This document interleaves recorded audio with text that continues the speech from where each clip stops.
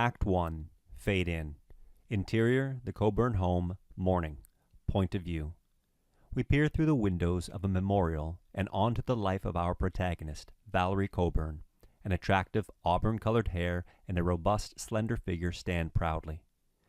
Valerie keeps a stoic pose and stays composed to hide her feelings as friends say their goodbyes, paying their respects to our main character. She carries herself with style and grace with a touch of sophistication. We enter inside her upscale one-story Malibu mansion. An urn of Valerie's late husband, George, sits in the living room. A giant self-portrait looms above his urn. George was a handsome, kind, and successful older man. They met and dated for a year until Valerie finished her second year of college and decided to accept George's proposal. He was 17 years older than Valerie. They were in love, and the age difference did not matter. She knew there would come a time when she would inevitably be without George. Flashbacks. Montage. Valerie was an orphan baby left in front of a fire station department in Las Vegas, Nevada. Baby Valerie went through the state of Nevada foster care system until she was 1 year old.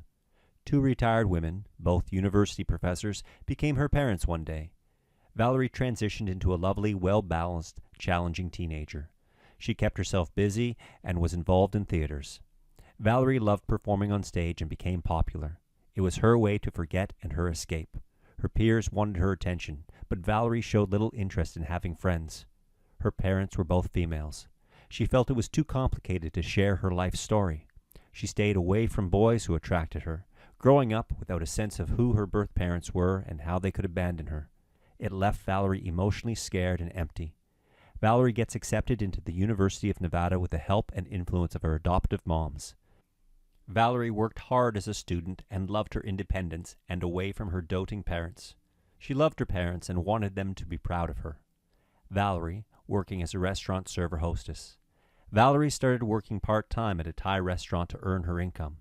One day, after 3 months of being a server hostess, she spots her boss, Brenda, a pretty petite lady hugging a tall-looking gentleman named George Coburn, a philanthropist and real estate land developer. The restaurant owner, Brenda, walks him to a private booth and signals for Valerie. Valerie walks over, and Brenda introduces Valerie to George. Daytime, restaurant, point of view. George, meet my best employee, Valerie. She started 3 months ago, which you wouldn't know because you haven't been here. She's a student at the university. Valerie, please take care of Mr. Coburn. Oh, and George, be nice to her. What do you mean by that? I've always been excellent with people. Brenda walks away, smirking at him. Valerie stares up at George and smiles to shake his hand. She gives him the menu.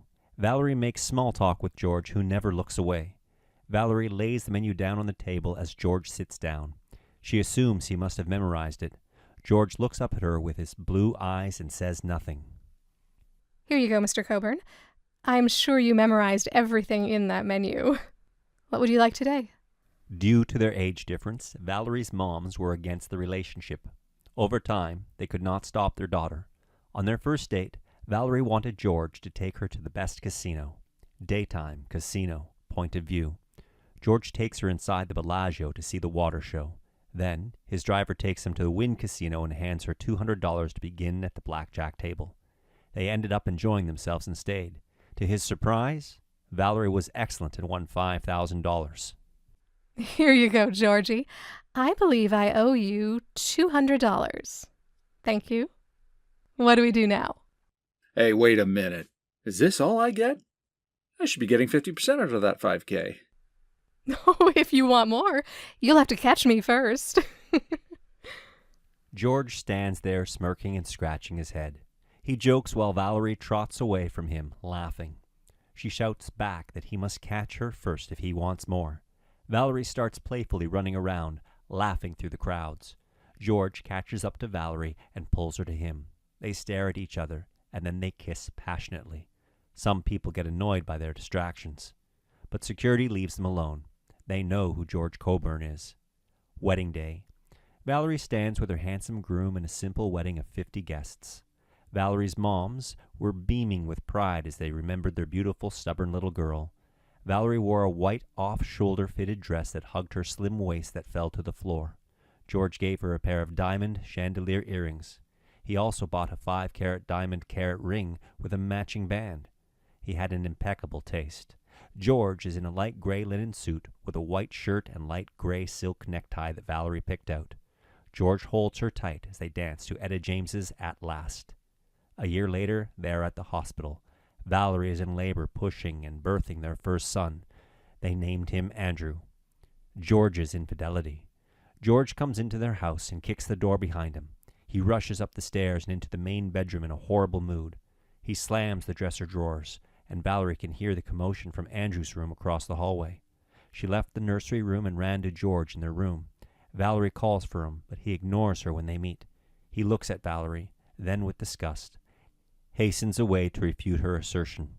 George raced down the stairs as Valerie ran after him.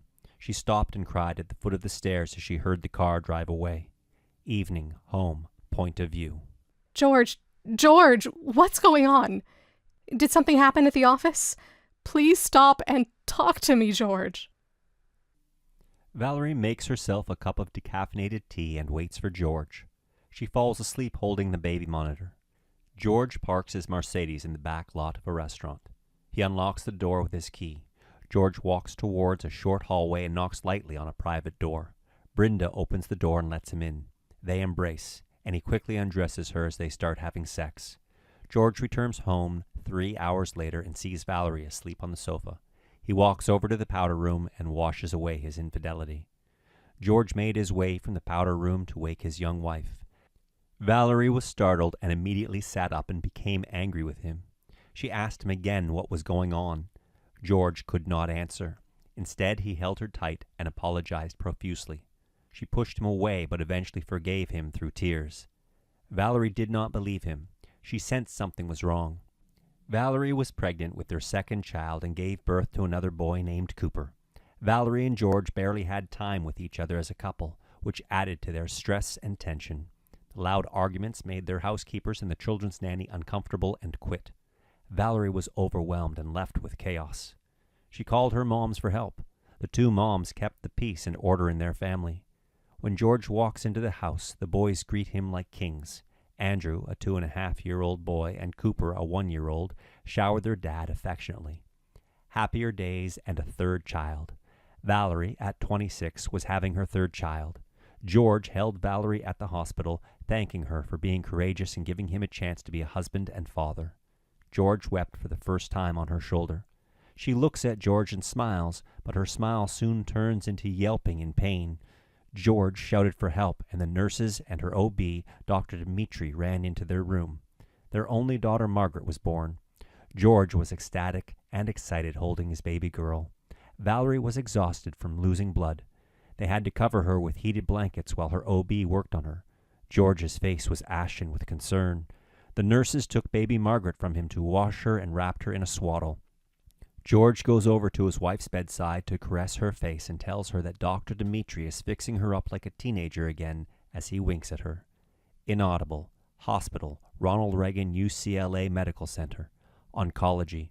An older George holds hands with Valerie as they silently listen to two oncologist specialists.